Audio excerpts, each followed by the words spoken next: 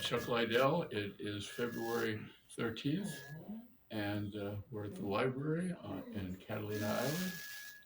And I'm going to be doing a lecture on Middle Ranch, primarily for Tim, because Tim asked for it and he's going to get it. So Okay. I think you'll find it very interesting.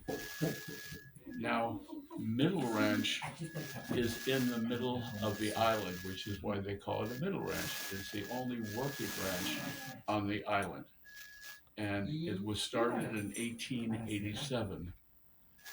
Now, the horses that they use for hunting, now don't forget the road that we go now through Middle Ranch to Two Harbors from Avalon wasn't even opened until 1896. So the only way you could get there would to be hike or ride a horse. So the horses were used for hunting in 1892. The first cabin was built at Middle Ranch in 1895. They had sheep herding at Middle Ranch in 1897. Now, Middle Ranch, Middle Ranch, the original Middle Ranch. Now, I'm going to keep saying the original because the one that we have now was after the Thompson Reservoir was built. This whole ranch was in the middle of the reservoir. It was all flooded, so it's all still down there at the bottom, but this is not the one that we see here now. So the original Middle Ranch was a vacation home for Captain William Banning. And what it consisted of was a ranch house, a blacksmith shop, stable, barns, a large brick oven, a windmill, and a 12-room brick building. Now, in 1918, I don't know, have any of you been to Middle Ranch? Yeah. Okay, well, anyway, as you go through or leave Middle Ranch, you'll see a lot of fruit. It was 60 acres of fruit, and it was started there in 1918. It has apricots, the best apricots you've ever eaten. They used to fight off the bison to get to the apricots.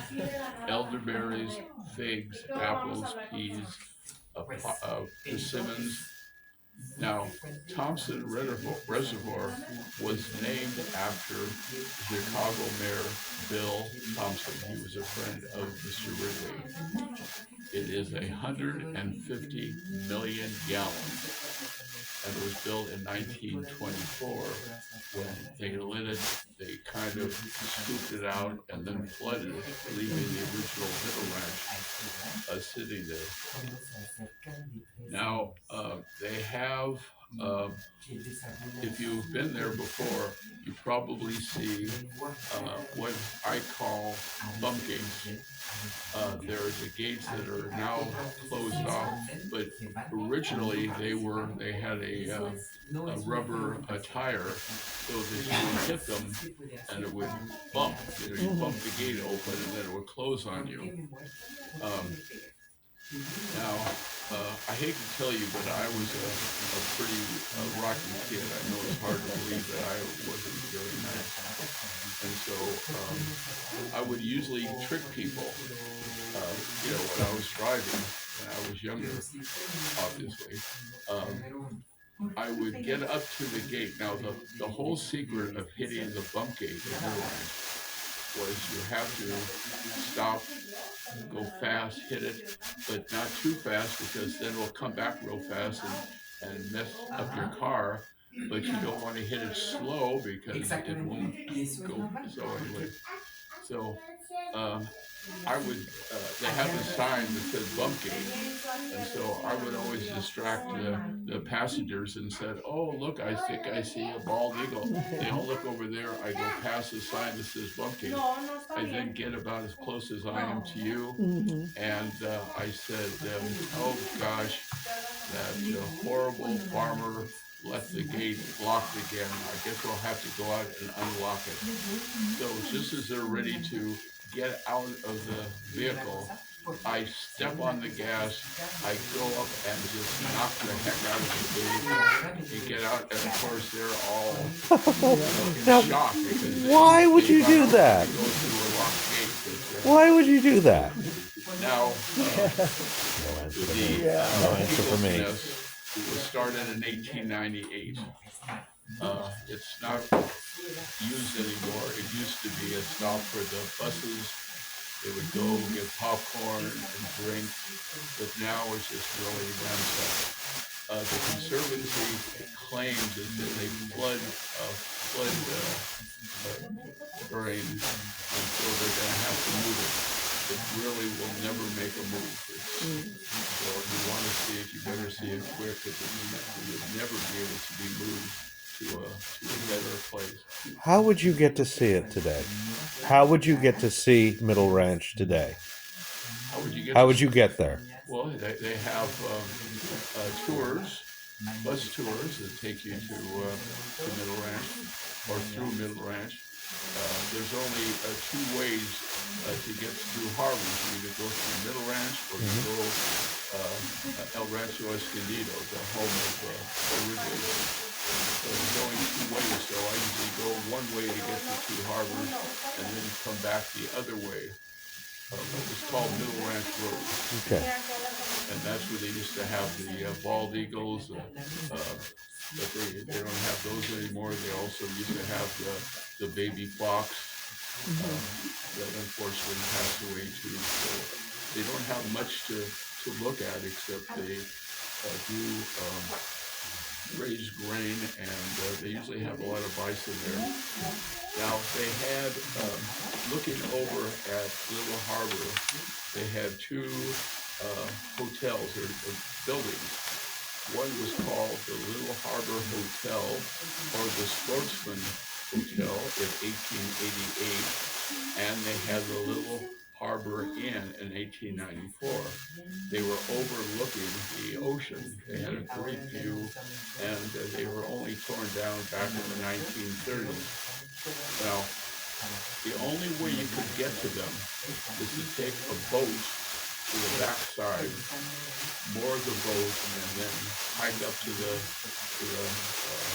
hotel and the inn, or you could take a horse. It wasn't easy to get there before the road was built in 1896. Now, the reason they call it Eagle's Nest is because there actually was a pairing set of eagles there at the beginning. Eagles, like most large birds, mate for life. Unfortunately, one of the guests thought the bald eagles were too noisy, so he took out a gun and shot and killed them. So the other one just sort of sat there, for a long time, and eventually it died from, lack of a mate. Now, they had a very strange but a brilliant way of communicating with people. Now, you could stay at the lodge, but you had to eat at Eagle's Nest. That's where the food was. So they usually only had, with the stagecoach, they only had about maybe 6 people. So they would ask when they were at the inn, they would say, "What do you want for dinner tonight?" And they would take down their favorite foods and desserts and whatever. And they were always amazed, because by the time the stagecoach got to Eagle's Nest, their food was already prepared, and they got exactly what they wanted. What was the food? What were some of the dishes? Would you know?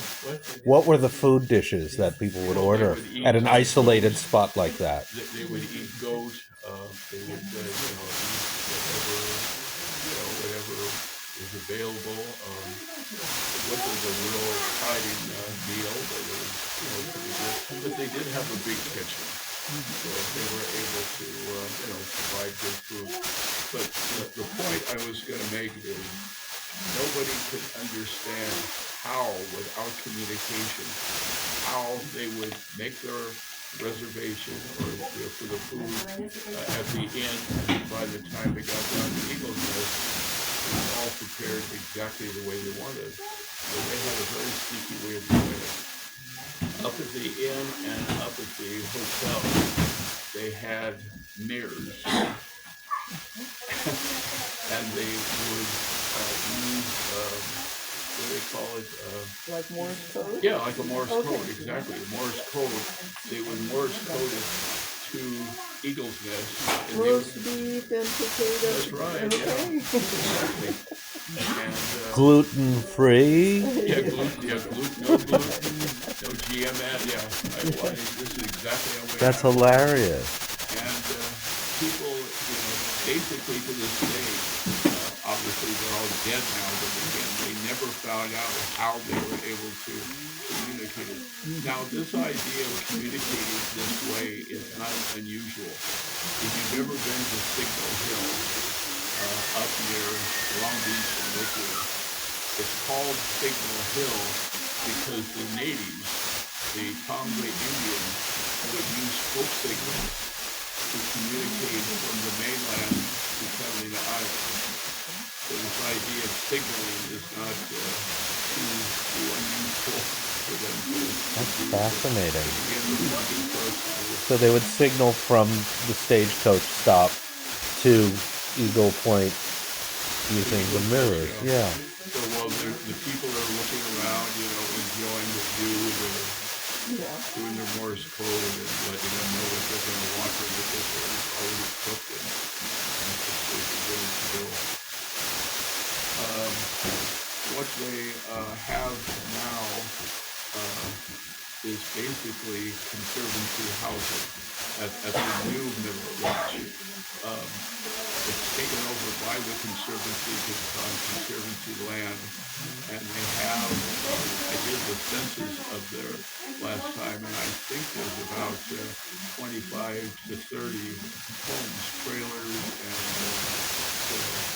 small homes. You can't see most of them because they're all hidden behind the trees. So I was very surprised because they said we want you to do the census, and I said there's nobody here, or very few, and I went door to door and suddenly I had about 30 census. Was this the last census?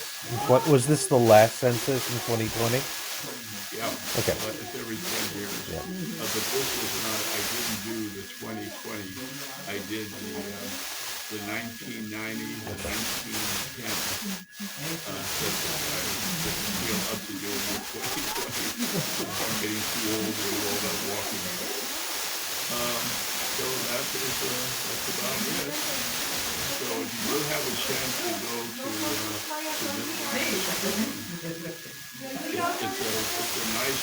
He said on the blog that went out, it's a very peaceful and very memorable place, and I would get, especially the Eagle's Nest before it all falls. Yeah, I've been there. I've taken the coaches a couple times, and I remember the bald eagle that was there, which isn't there anymore, and the fox, which isn't there anymore.